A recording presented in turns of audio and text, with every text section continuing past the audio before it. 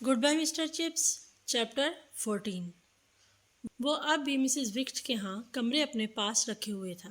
جی ہاں، وہ ابھی تک وہی رہائش رکھے ہوئے تھا، لیکن ہر صبح تقریباً 10:30 بجے وہ اپنا کوٹ اور مفلر پہنتا اور سڑک عبور کر کے اسکول چلا جاتا۔ وہ خود کو بہت تندرست محسوس کر رہا تھا اور حقیقی کام مشقت طلب نہیں تھا۔ لاطینی اور رومن تاریخ کی صرف چند کلاسیں، وہی پرانے اسباق، حتیٰ کہ وہی پرانا تلفظ، لیکس کینولیا سے متعلق وہی پرانا مذاق۔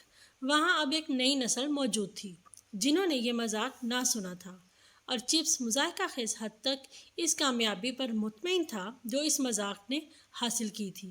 اس نے خود کو قدرے اس موسیقار کی طرح محسوس کیا جسے پچھلی شاندار کارکردگی کے بعد دوبارہ موسیقی ہال کی سٹیج پر مرغوب رسائی نصیب ہوئی ہو۔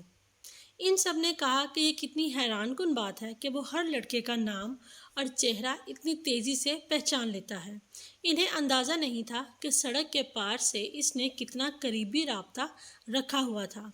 اسے یکسر کامیابی ملی تھی۔ ان سب کو معلوم اور محسوس ہوا کہ کس عجیب انداز سے اس نے معاملات سدھارنے میں مدد دی تھی۔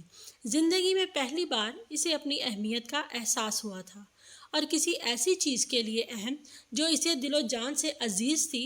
دنیا میں اس سے بڑھ کر عرفہ احساس نہیں تھا، اور بالآخر اسے یہ احساس ملا تھا۔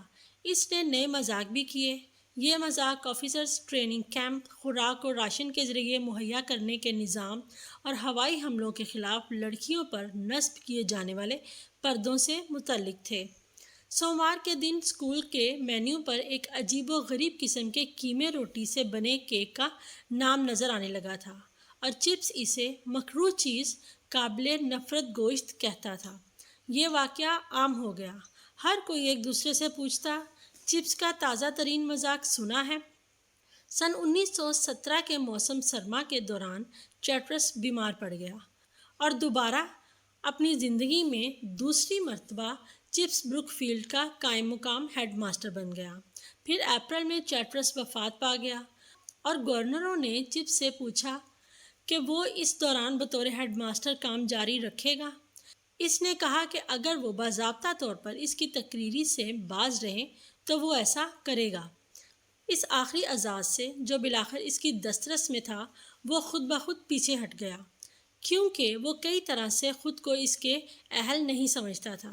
اس نے ریور سے کہا، آپ کو تو پتہ ہے میں کوئی جوان آدمی نہیں ہوں، اور میں نہیں چاہتا کہ لوگ مجھ سے بہت زیادہ توقع رکھیں۔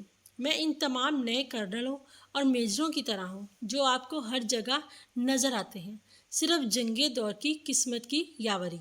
ایک عام سپاہی سے ترقی پانے والا افسر، واقعتاً میں سب کچھ یہی ہوں۔ 1917 اور 1918 کے پورے عرصے کے دوران چپس نے بطور ہیڈ ماسٹر کام کیا۔ وہ ہر صبح ہیڈ ماسٹر کے مطالعہ گاہ میں بیٹھ جاتا، مسائل سلجھاتا، شکایات اور درخواستوں کو نپٹاتا۔ وسیع تجربے نے اس کے اندر ایک مہربان اور شائستہ خود اعتمادی پیدا کر دی تھی۔ تناسب کے احساس کو قائم رکھنا سب سے مقدم چیز تھی۔ دنیا کا ایک بڑا حصہ اسے گنوا رہا تھا۔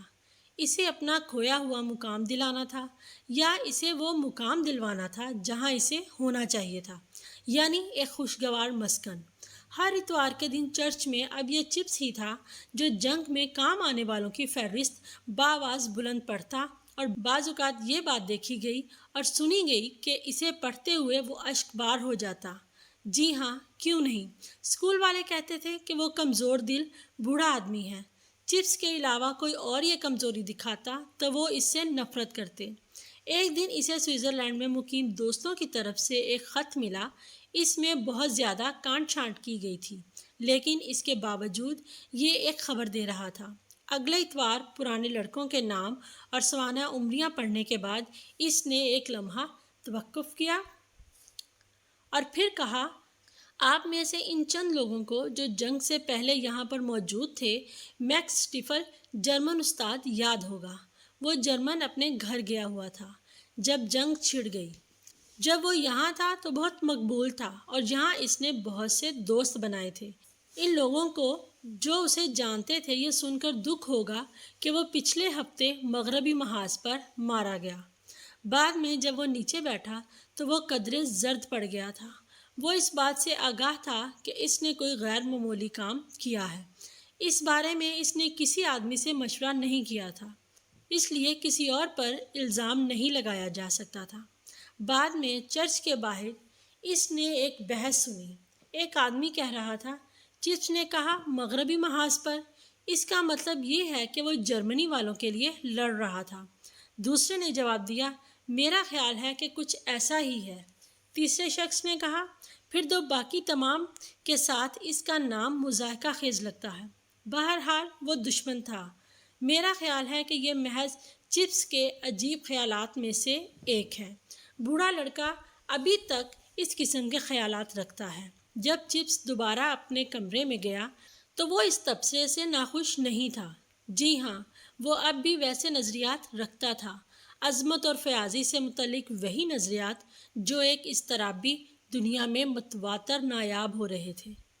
اور اس نے سوچا کہ بروک فیلڈ بھی یہ نظریات مجھ سے لے گا، لیکن یہ کسی اور سے نظریات نہیں لے گا۔ ایک مرتبہ کرکٹ کے لیے کپڑے بدلنے کی عمارت کے قریب جاری سنگینیوں کی مشق سے متعلق چپس سے اس کی رائے پوچھی گئی تو اس نے اسی سست قدر دمہ زدہ لہجے میں جواب دیا جسے اتنا زیادہ اکثر اور اضطراب کے ساتھ نقل کیا گیا تھا، یہ مجھے لگتا ہے کہ لوگوں کو مارنے کا ایک بہت ہی گھٹیا طریقہ ہے۔ یہ واقعہ گردش کرتا رہا اور اسے مزے لے لے کر سراہا گیا کہ کس طرح وار آفس سے متعلق پیتل کی ٹوپی پہنے ہوئے ایک شخص کو چپس نے بتایا کہ سنگینیوں کی لڑائی بیہودہ ہے۔ ایک آدمی کو چپس کی طرح دلیر ہونا چاہیے، اور لوگوں نے اس کے لیے ایک صفاتی نام چن لیا، ایک ایسا صفاتی نام جو ابھی ابھی استعمال ہونے لگا تھا۔ وہ صفاتی نام یہ تھا کہ چپس جنگ کے زمانے سے پہلے کا شخص ہے۔